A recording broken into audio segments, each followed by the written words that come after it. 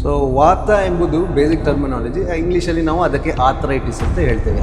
Basically ಏನಾಗ್ತದೆ ಅಂದರೆ ಗಂಟಿನ ನಡುವೆಯಲ್ಲಿ cartilage ಎಂಬ ಸ್ಟ್ರಕ್ಚರ್ ಇರ್ತದೆ. ಈ ಕಾರ್ಟಿಲೇಜ್ ಸವೆದು ಹೋಗುವಾಗ ಅದಕ್ಕೆ ವಾತ ಅಂತ ಹೇಳ್ತೇವೆ. ಕೆಲವೊಮ್ಮೆ ಯಂಗ್ಸ್ಟರ್ಸಿಗೆ ಇಂಜುರಿ ಆಗಿ ಗಂಟಿನೊಳಗೆ ಪೆಟ್ಟು ಬಿದ್ದು, ಇಲ್ಲದ್ರೆ ಮಿನಿಸ್ಕಸ್ ಇಲ್ಲದ್ರೆ ಸ್ಪೋರ್ಟ್ಸ್ ಇಂಜುರಿ ಆಗಿ ಅದನ್ನು ನಿಗ್ಲೆಕ್ಟ್ ಮಾಡುವಾಗ ಅದಕ್ಕೆ ಸೆಕೆಂಡ್ರಿ ಆಸ್ಟಿಯೋ ಆರ್ಥರೈಟಿಸ್ ಅಂತ ಹೇಳ್ತೇವೆ.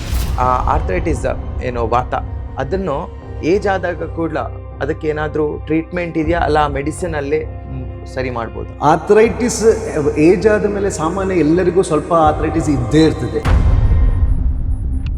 ಸರ್ಜರಿ ಸರ್, ಏನು ಸರ್ಜರಿ? ಕಂಪ್ಲೀಟ್ ನಿಮ್ಮದು ಮಂಡಿನ ಚೇಂಜ್ ಮಾಡೋದು, ನೀ ರಿಪ್ಲೇಸ್ಮೆಂಟ್. ಅದೇ ನಾನು ಹೇಳಿದ ಹಾಗೆ ಆರ್ಥರೈಟಿಸ್ ಎಂಬುದು ಸಾಮಾನ್ಯವಾಗಿ 60+ ಆದ ಮೇಲೆ ಸ್ವಲ್ಪ ಎಕ್ಸ್ರೇ ವೈಸ್ ಇಲ್ಲದಿದ್ದರೆ ಸ್ವಲ್ಪ ಸಿಂಪ್ಟಮ್ಸ್ ಎಲ್ಲರಿಗೂ ಇದ್ದೇ ಇರ್ತದೆ. ಯಾವಾಗ ನಾವು ಸರ್ಜರಿ ಮಾಡೋದಂದರೆ ಅವರ ಪೇನನ್ನು ನೋಡಿ. ಸೊ ಕೆಲವರಿಗೆ ಈಗ ನಾನು ಹೇಳಿದಾಗೆ ಸ್ಪೋರ್ಟ್ಸ್ ಇಂಜುರಿ ಆಗಿ ನಿಗ್ಲೆಕ್ಟ್ ಮಾಡಿದವರಿಗೆ ಸ್ವಲ್ಪ ಬೇಗನೆ ಆರ್ಥರೈಟಿಸ್ ಬರುವ ಚಾನ್ಸ್ ಇರ್ತದೆ.